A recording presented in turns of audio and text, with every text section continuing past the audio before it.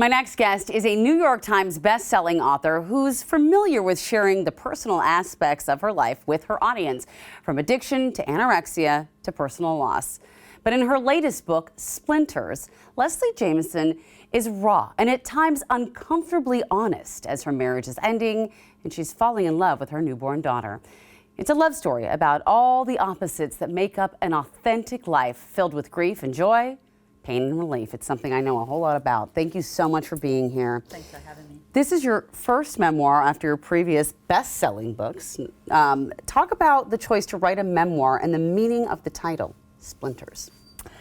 I really wanted to tell a story about how this particular season of my life, the end of my marriage and the first few years of my daughter's life, held such intense contradictory feelings at the same time, held such joy and also such grief. And my hope was that by digging deep into the particulars of a single person's experience, I could kind of find moments and truths that might resonate with people if they shared those experiences, or even if they had come to kind of grief and joy in their own way. Yeah, and 100% I'm sure people have. I mean, you've probably heard this already.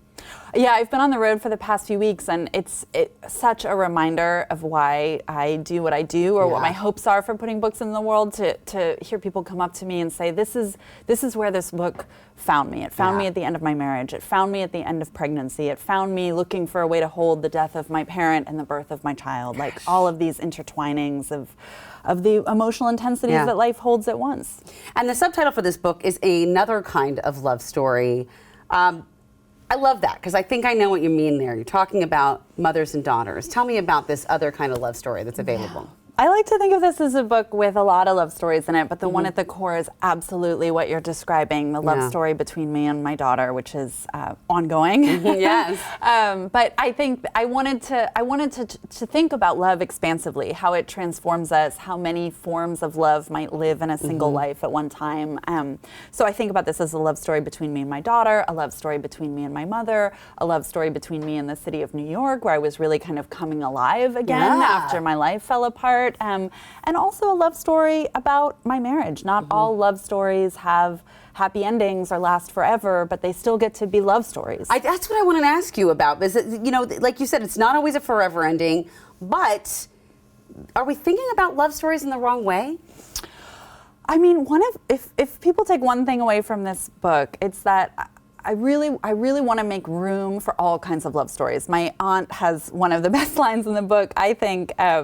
She says, you know, love stories come in all shapes and sizes. Some love stories are Tolstoy novels. Some love stories are short stories. Some love stories are haikus, and they weren't necessarily meant to be 1,000-page novels. And I think if we can kind of grant room for the ways that love stories, even when they end, no matter how long they last for, they can shape us and reshape us and leave a residue inside of us that lasts long after they've ended. You know, that is such a good point. I think so much of our society is built around authenticating things that have been around for a long time. And so therefore the things that were short, haikus, if you will, get kind of discarded as in, oh, that wasn't a real relationship. But everything teaches us something, doesn't it? Yeah, and I don't think love stories have to be wholly defined by their ending. That doesn't change or erase or efface everything that came before. Yeah. I noticed that friendship is also another strong love story in this book. I mean, I know I wouldn't survive without my friends, certainly. I get what you're saying there. Yeah, I really, I wanted this to be a tribute to some of the people who helped me survive these years, these friendships in which I felt sort of, so I described friendship at one point in the book as friendships were the relationships in which I felt least like I needed to contort myself, that they could hold all of me, right? Right. And so I hope too that, you know, I've had in signing lines already for this book so many best friend pairs who are reading the book together and talking about it, and like, this is like a life goal I didn't even know I had, to be writing about friendship for the friends who would read it. I love that. You know, you've been open in your other books, very open, and I really applaud that because it's something that's part of my philosophy as well. But did Splinters feel different when it came to sharing both the pain and relief?